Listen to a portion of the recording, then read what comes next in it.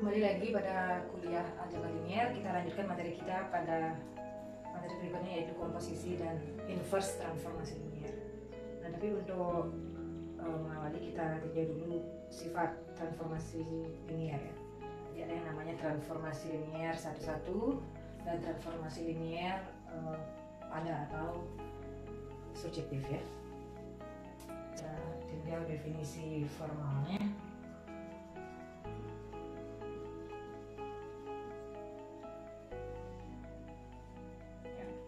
Misalkan T dari V ke W ini adalah transformasi linier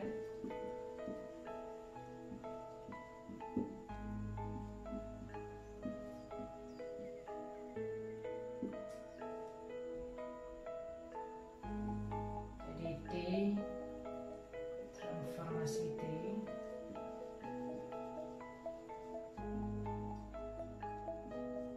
satu-satu, transformasi linier ya, disebut satu-satu.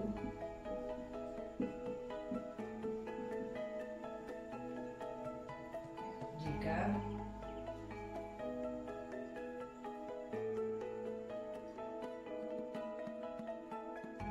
apa?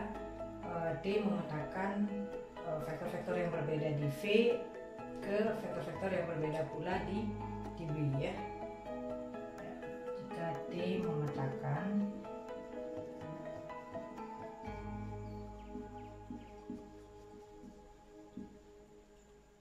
vektor-vektor yang berbeda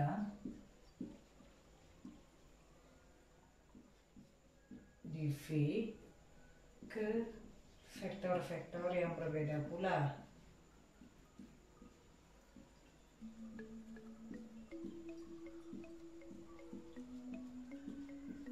di B. Jadi ini kalau kita lihat ya, kalau kita punya katakan misalkan V1 misalkan V2 di V ya, dengan V1 ini tidak sama dengan V2. Jadi apabila kita punya V1 tidak sama dengan V2 di V ya, maka petanya oleh T juga tidak sama ya. Jadi dV1 tidak sama dengan dV2.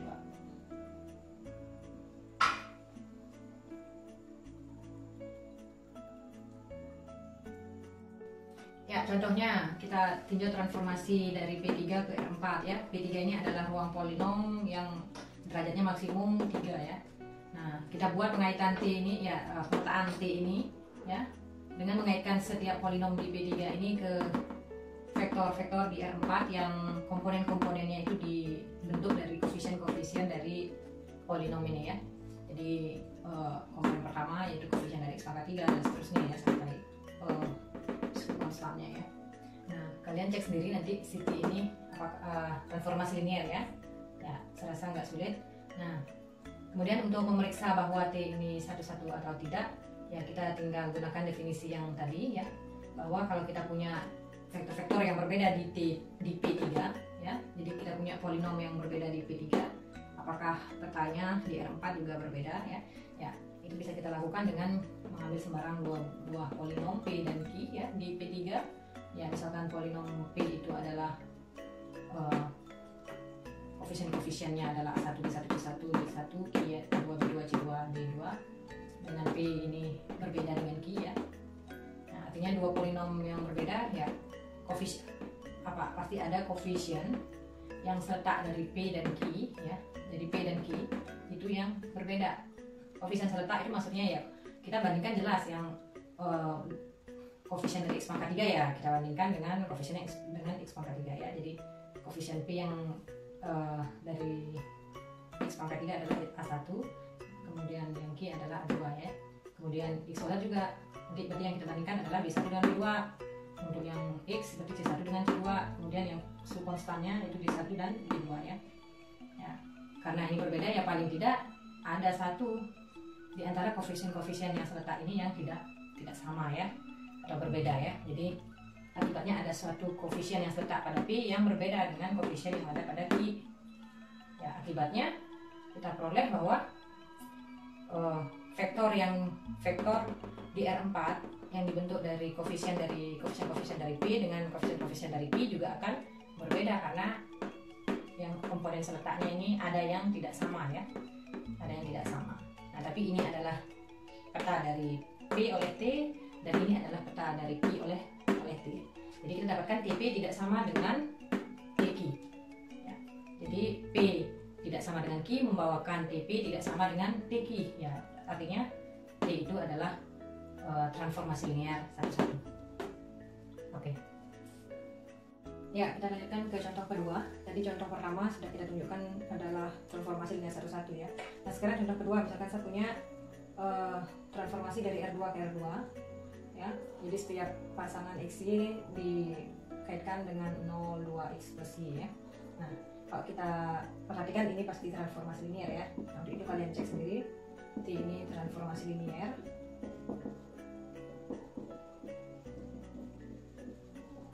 Nah, untuk melihat apakah ini satu-satu atau tidak, saya kira sudah tertebak ini bukan satu-satu ya, karena kalau kita lihat saja di komponen terhadap sumbu x nya saja, apapun itu dipetakan ke sama ya, di 0 ya.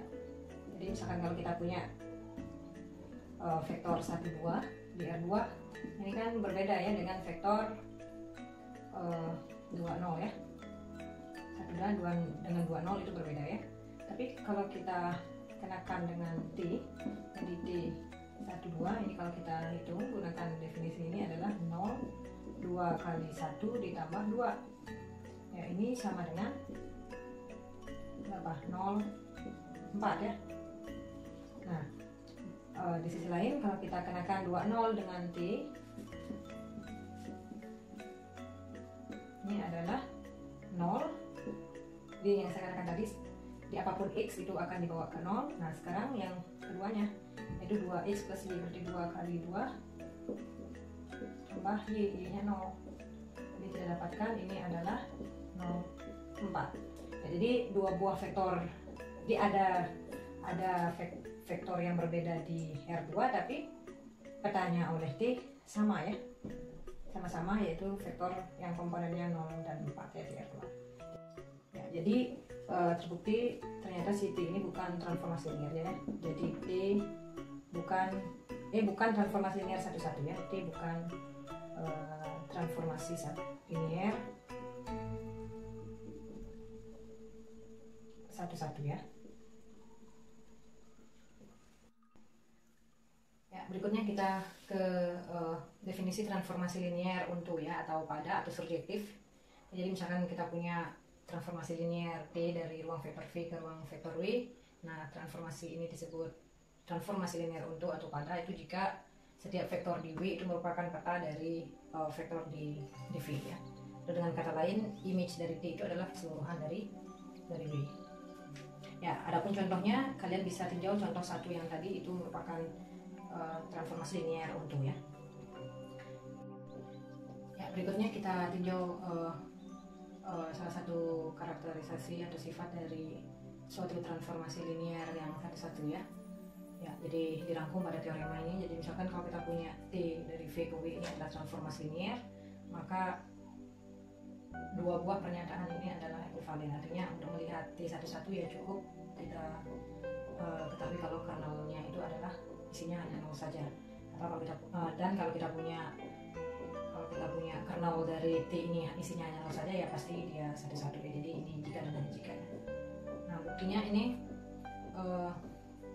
tidak sulit ya. Jadi bukti ya, jadi kita membuktikan dua buah pernyataan ini ekivalen. Itu akan kita tunjukkan sebenarnya adalah yang pertama ini jika dan hanya jika 2 ya. Nah, bukti yang pertama dari 1 ke 2. Jadi misalkan kita punya T nya adalah 1, 1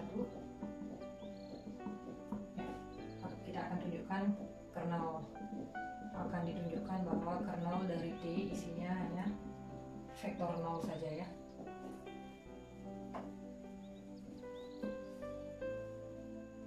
Nah, karena T-nya transformasi linear, jelas kernel si 0 ini termuat ya. Ini adalah termuat di kernel T ya, vektor 0 termuat di kernel T. Nah, sekarang tinggal sebaliknya. Jadi, misalkan kita punya, jadi ambil sekarang V di kernel T ya. Kita harus menunjukkan V ini adalah vektor 0 di V ya. V anggota kernel T artinya apa? TV sama dengan 0 ya.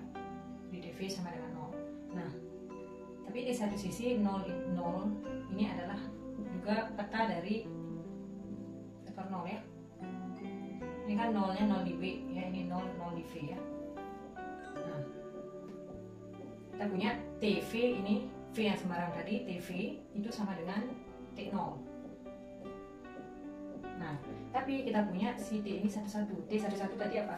Vektor-vektor yang berbeda, petanya juga berbeda ya. Artinya itu sama dengan mengatakan bahwa kalau petanya itu sama, maka mau tidak mau si vektor prapetanya tadi itu harus sama ya. Jadi artinya kalau kita punya ini ya, akibatnya karena T-nya satu-satu, karena T satu-satu haruslah V ini sama dengan 0 ya. Jadi tadi kita ambil sembarang V di kernel T, kita tunjukkan dia adalah vektor 0 ya. Jadi kita punya kernel T itu adalah sama dengan isinya dengan vektor 0. Ya, sekarang sebaliknya yaitu dari 2 ke 1. Ya, jadi kita punya 2 akan kita tunjukkan 1 ya. Jadi kita punya kernel T-nya adalah isinya hanya vektor 0 ya. Nah, untuk kita akan tunjukkan satu-satu. Untuk menunjukkan satu-satu, tadi apa? Setiap vektor yang berbeda, petanya juga berbeda. Atau dengan kata lain, kalau kita punya vektor-vektor yang petanya sama, kita harus tunjukkan bahwa vektor-vektor itu adalah vektor yang sama ya. Jadi misalkan kita punya V1, V2 di V dengan peta dari V1 dan V2 itu sama ya. Akibatnya kita bawa ke satu ruas, jadi TV1 min TV2 ini sama dengan 0 ya. Ya, kemudian kita gunakan sifat T itu adalah transformasi linear. Ya, ini akan menjadi TV1 min V2 sama dengan 0. Nah, ini artinya vektor V1 min V2 di V itu dipetakan ke 0 oleh T. Ya, artinya si V1 min V2 ini anggota kernel T ya. Tapi si kernel T tadi isinya hanya vektor 0. Ya, jadi mau nggak mau V1 min V2 ini adalah vektor 0 atau dengan kata lain V1 sama dengan V2. Jadi terbukti bahwa T satu-satu ya. Ya, berikutnya adalah bagaimana kalau kita punya tadi si V dan W-nya kan sembarang ya. Jadi tidak diketahui dimensinya apakah berdimensi hingga atau tidak. Nah, sekarang kalau kita batasi, kalau kita punya transformasi linear dari V ke W ya, dimana si ruang vektor V dan ruang vektor W ini sama-sama berdimensi hingga dan dimensi V sama dengan dimensi W ya, maka karakteristik yang tadi itu untuk T11 itu yang kernelnya adalah sama dengan 0 itu juga dimiliki oleh transformasi T yang ada ya, atau untuk ya. Jadi kita bertambah satu lagi karakteristiknya. Kalau tadi kan hanya 2 ini ya. Nah, sekarang kita batasi dimensi V ini sama dengan dimensi dari W ya. Maka ternyata kalau kita punya 2 ini, dia juga otomatis ya salah satu ya dari ini. Kalau dia satu-satu ya otomatis juga untuk. Atau kalau kita punya kernelnya sini hanya 0, ternyata dia juga untuk ya. Ya, tentunya bukti 1 dan 2 ya, ini sudah kita bahas tadi malah untuk dimensi yang V dan W-nya bisa tidak sama ya. Nah, sekarang untuk dimensi V dan W-nya yang sama. Jadi 1 dan 2 jelas berlaku ya dari berdasarkan teorema yang tadi. Sekarang kita sebenarnya tunjukkan 2 dan 3 ya. Jadi 2 dan 3 ini ekivalen ya. Jadi kalau kita punya kernelnya isinya hanya 0, kita harus menunjukkan bahwa T itu untu, dan juga sebaliknya kalau kita punya T untu, kita harus bisa menunjukkan kernelnya isinya hanya 0 saja ya. Nah ini sebenarnya buktinya menggunakan kenyataan bahwa dimensi dari V itu sama dengan dimensi dari W, dan keduanya itu berdimensi hingga ya. Poinnya ini ya. Nah kira-kira kenapa ya di teorema ini dibatasi ya agar dimensi dari V ini harus sama dengan dimensi dari W. Kalau misalkan kita punya dimensi dari V ini katakan lebih besar gitu dari dimensinya W, jadi kita punya transformasi linear T ini dari ruang yang berdimensi yang lebih besar ke ruang yang berdimensi ke dimensinya yang lebih kecil ya. Dari yang lebih besar ke yang kecil. Nah kalau dimensinya lebih besar si V ya bandingkan dengan W, maka ya ada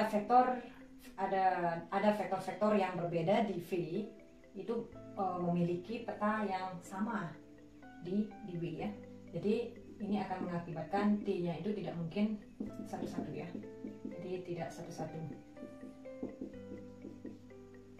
Nah, dalam kasus kalau si dimensi V ini kurang sekarang dengan dimensi dari W ya, maka ada ini yang lebih kecil ya. Jadi dari ruang yang lebih kecil ke ruang yang lebih besar ya, maka ada vektor di W yang tidak punya kawan dengan vektor di V ya.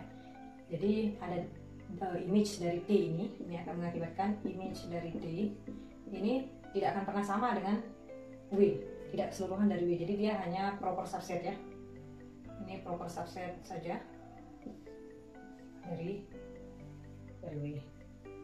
Ya, jadi image T ini proper subset. Jadi artinya si T ini tidak mungkin untu ya. Tidak untu. Nah, oleh karena itu di sini harus disyaratkan dimensinya harus sama dengan dimensi dari dimensi W.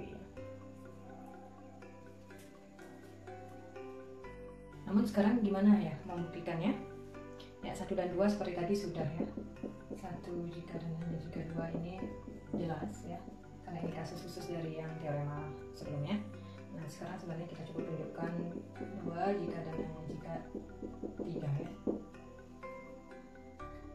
Ya ini bisa kita manfaatkan teorema dimensi ya sebenarnya pada video sebelumnya ya.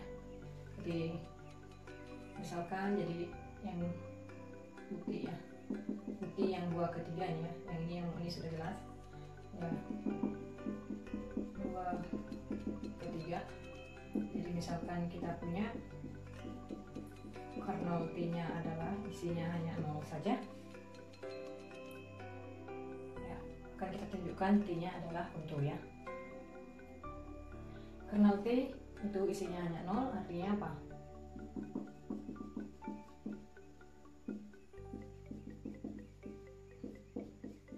Nulitas dari T adalah 0 ya.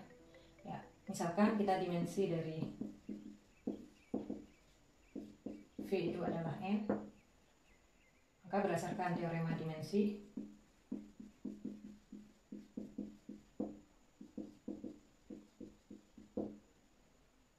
kita dapatkan diperoleh rank dari T itu adalah sama dengan N. Rank dari T adalah sama dengan N, sama dengan dimensi dari V. Tapi kita tahu dimensi dari V ini sama dengan dimensi dari W. Karena ranknya itu sama dengan N, berarti rank itu kan dimensi dari image T ya. Itu sama dengan dimensi dari W. Ya, karena image T itu adalah seberuang dari W dan dimensinya sama dengan dimensi W, berarti mau tidak mau si image dari T itu harus adalah keseluruhan dari W ya. Jadi kita peroleh image dari T itu adalah W. Image dari T sama dengan W ini mengatakan bahwa si T itu untu ya.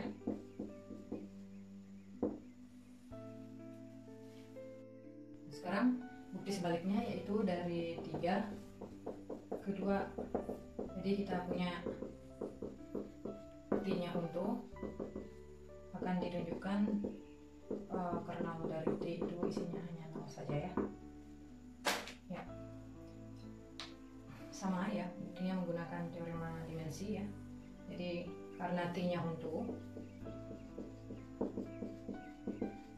ya, maka image dari D itu W ya, adalah keseluruhan dari W ya.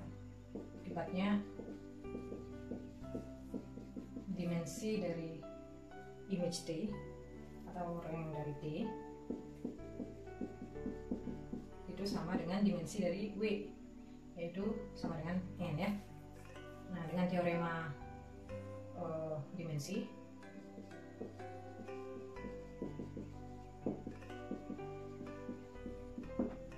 diperoleh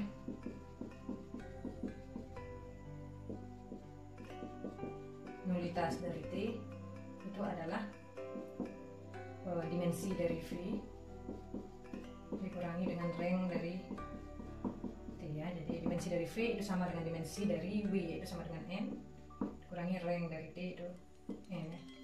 Jadi kita dapatkan nulitasnya 0.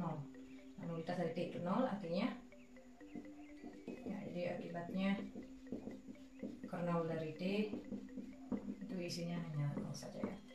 Ya, jadi terbukti ya bahwa ketiga pernyataan tersebut ekuivalen. Ya, kita lanjutkan ke komposisi transformasi linear ya. Jadi misalkan kita punya T1 dan T2, ini adalah transformasi linear masing-masing dari U ke V, T2 dari V ke W ya. Nah, komposisi dari T2 dan T1 kita notasikan seperti ini ya. Nah, itu didefinisikan sebagai T2 bundaran T1U itu adalah kita kerjakan dulu, katakan dulu U ini oleh T1, kemudian kita lanjutkan dengan T2 ya. Jadi U, di mana U nya ini di U ya. Nah, kalau kita lihat definisi ini, tentunya ini akan jadi masuk akal kalau kita perhatikan adalah proses pengerjaannya adalah pertama kali kan kita kenakan si U ini oleh T1 ya. Nah, kemudian kita lanjutkan dengan T2 ya. Ini mensyaratkan bahwa image dari T1 itu terkandung dalam daerah asal dari T2, yaitu V ya. Jadi V ini harus mengandung image dari T1 ya, sehingga barulah kita bisa membuat komposisi dari T2 dan T1 ya. Misalkan contohnya kita ambil transformasinya dari P1 ke P2 T1 ya, dengan definisinya adalah T1 PX dipetakan PX dipetakan ke XPX. Jadi semua polinom di P1 dipetakan ke polinom di P2 yang suku konstannya 0 berarti ya.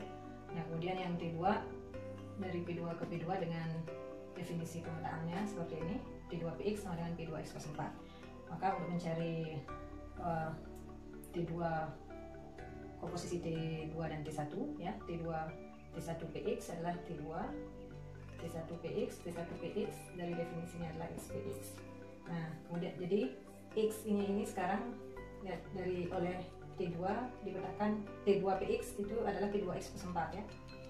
Nah, sekarang X nya di sini adalah 2X plus 4, berarti kita dapatkan 2X plus 4 P2X plus 4. Nah, misalkan kalau masih bingung, kita misalkan saja nih X nya adalah XPX ya, yang dalam kurung ini kita misalkan PX, maka T2XPX yaitu sama dengan T2QX ya, sama dengan definisi T2 adalah Q2X plus 4. Berarti sekarang kita substitusikan aja, X nya sama dengan 2X plus 4, tadi kan kita dapatkan 2X plus 4 dikali PX, X nya 2X plus 4, jadi P2X plus 4. Jadi sama ya, yang ini dan yang kita peroleh tadi ya. Sekarang misalkan kita punya operator identitas ya, P dari V ke V, kita juga punya T transformasi linear dari V ke V ya. Ini operator identitas. Ini operator identitas itu memetakan menghasilkan setiap vektor di V ke dirinya sendiri ya. Nah, kemudian T dari V ke V ini transformasi operator linear ya berarti. Nah, sekarang kita tinjau komposisinya ya. Komposisi dari T dan I. Jadi T dan komposisi I hasilnya apa? Jadi T komposisi, misalkan kita punya V di V ya. Ini kan dari definisi adalah T I V. Jadi T I V adalah operator identitas, I adalah operator identitas, berarti ini adalah V. Ya, jadi kita dapatkan untuk setiap vektor V di V, komposisi T dengan I menghasilkan T ya. Jadi kita dapatkan komposisi T dengan I itu menghasilkan T.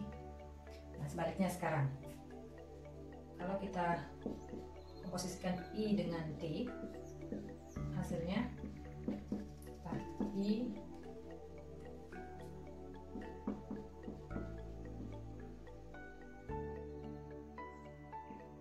ya, ITV TV ya. Jadi TV ini adalah vektor di V, kemudian dikatakan oleh operator identitas I, ya tetap hasilnya TV ya.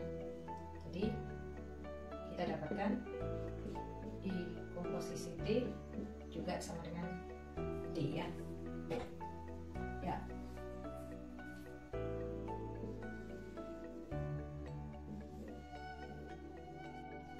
Ya, dari definisi di awal kita definisikan komposisi dua buah transformasi linear ya. Nah, itu bisa kita perluas ya untuk sebanyak hingga banyaknya transformasi linear. Misalkan kalau saya punya katakan T1 dari U ke V, kemudian T2 dari V ke W, kemudian T3 misalkan dari W ke S misalkan ya, misalkan ada 3 transformasi linear dan syarat komposisi bisa dipenuhi ya. Komposisi dari T3, T2 dan T1, T3, T2, T1 ini adalah T3 ya,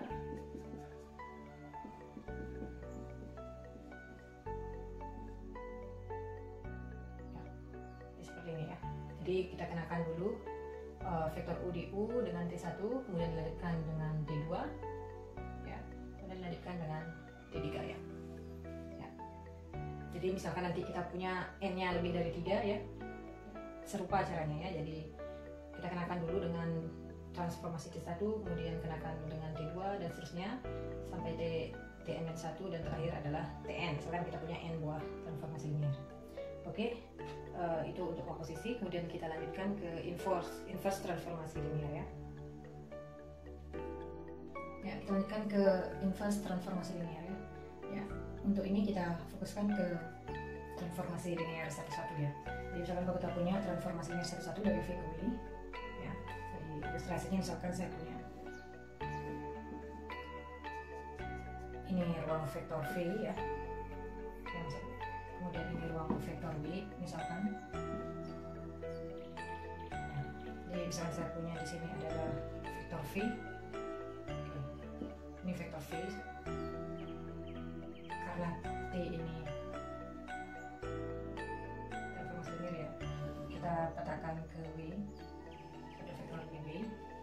Nah, karena si T ini adalah satu-satu, maka W ini punya para peta ini tepat satu ya, yaitu hanya V ini saja. Jadi tidak ada vektor yang lain selain V di V ya, karena si T nya satu-satu. Nah, oleh karena itu kita bisa mendapatkan prapeta dari setiap vektor dalam image dari T ya. Jadi katakanlah di sini ada image dari T ya. Oke, jadi setiap vektor W pada image T terdapat ini tepat satu ya, V di V ya, sehingga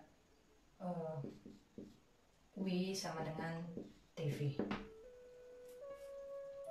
ya, karena satu-satu. Jadi oleh karena itu kita bisa mendefinisikan peta balikan ya. Jadi inverse dari pemetaan T tadi, dari sini ke sini adalah T, kita definisikan balikannya. Ini adalah T inverse ya. Ya, kalau kita perhatikan ya, ketika kita aplikasikan ya, terapkan T dan T inverse secara bersamaan ya terhadap vektor V dan terhadap vektor V, itu aksinya itu saling membatalkan ya. Jadi membatalkan, jadi kayak T tadi ya, V itu dipetakan oleh T, masukkan V, tapi oleh T inverse balik lagi ke V ya. Jadi seolah-olah T dan T inverse ini membatalkan T, dan begitu juga setelah di sini T itu membatalkan T inverse. Jadi yang satu dengan yang lain itu saling membatalkan ya. Oke, kemudian kalau kita perhatikan fungsi ini ya, T inverse ini merupakan transformasi linear ya. Cek T inverse ini transformasi linear.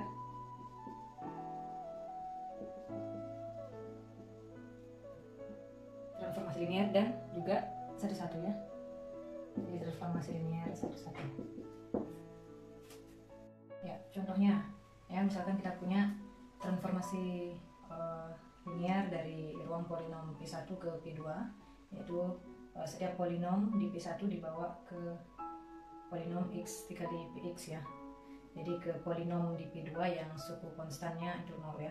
Nah, ini bisa diperiksa bahwa ini adalah transformasi linear satu-satu ya, sehingga kita bisa mencari inverse dari T2 ya. Jadi tentukan inverse dari T2 ya. Misalkan ya, inverse dari misalkan X kuadrat plus 3x misalkan ya. Nah, ini yang pertama kita harus cari dulu jadi solusinya. Kalau kita lihat kan polinom di P1 adalah bentuknya apa? Px ini di P1 ini kan bentuknya adalah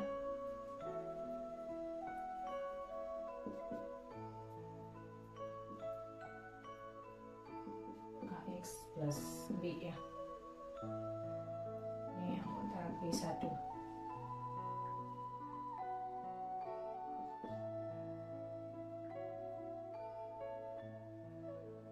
Kalau kita petakan dengan T2Px, ini akan jadi X dikali Ax plus B, itu Ax kuadrat plus Bx. Jadi polinom di P2 yang suku konstannya itu 0 ya.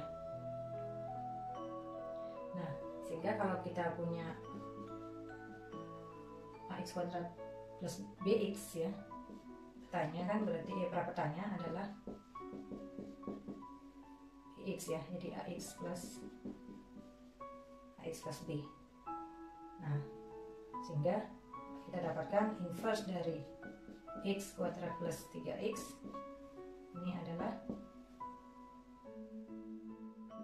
A-nya kan tetap 1 ya, ini hanya 1, B-nya adalah 3, berarti X plus 3 ya. Ya, berikutnya ya, terakhir ya pada video ini. Nah, kalau misalkan saya punya misalkan T1 itu adalah transformasi linear satu-satu ya, dari ruang vektor U ke ruang vektor V, kemudian T2 transformasi linear dari V ke B ya, transformasi linear.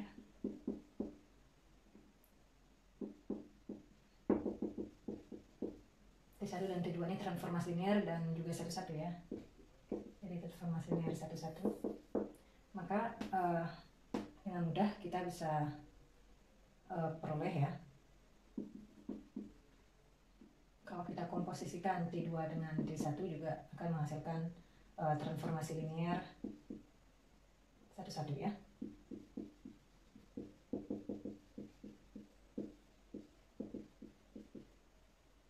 Ini transformasi linear satu-satu ya. Kemudian karena transformasi linear satu-satu, maka kita bisa dapatkan transformasi balikannya ya, inverse-nya ya. Jadi ini yang pertama ya, jadi ini misalkan ya. Yang kedua adalah inverse-nya adalah apa? Inverse dari komposisi ini adalah komposisi dari inverse-nya tapi dengan urutan yang terbalik ya. Jadi tadi T1-nya dulu, kalau di sini kan T1 dulu dikenakan ke T1 dulu, ya baru T2, tapi kalau setelah diinverskan, ya kita kenakan dulu inverse oleh inverse T2, kemudian kenakan lagi dengan inverse dari T1. Ya. Saya rasa ini buktinya mudah ya, jadi bisa dipikirkan ya sendiri. Ya, saya rasa sampai sini ya. Nanti kalau ada pertanyaan tentang bagian yang terakhir ini, kalian bisa chat saya ya langsung ke grup WhatsApp atau bisa komentar ya di kolom komentar. Oke,